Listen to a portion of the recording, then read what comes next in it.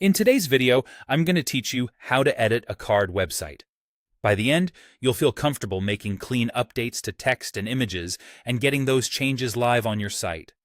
First, open your browser and head to card.co. Log into your account using your usual method. Once you're in, you'll land on the dashboard. This is where all your sites are listed. Find the site you want to work on and click it to open its details. From here, choose Edit to launch the card editor. Inside the editor, you'll see your page on the canvas with a sidebar that controls settings for whatever you select. To make a change, click directly on the element you want to edit. This could be a text block, an image, a button, or any other piece on the page. When you select something, the sidebar updates with options specific to that element. Let's start with text.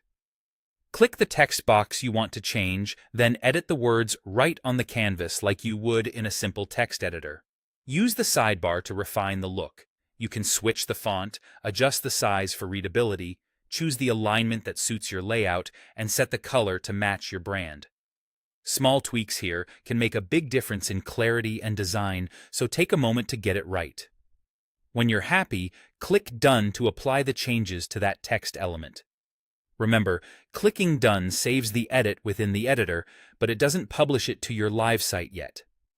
Now, let's replace an image. Click the image you want to update.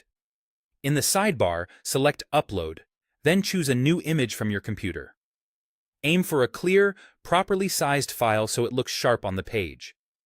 Once it's uploaded, adjust the size and position as needed.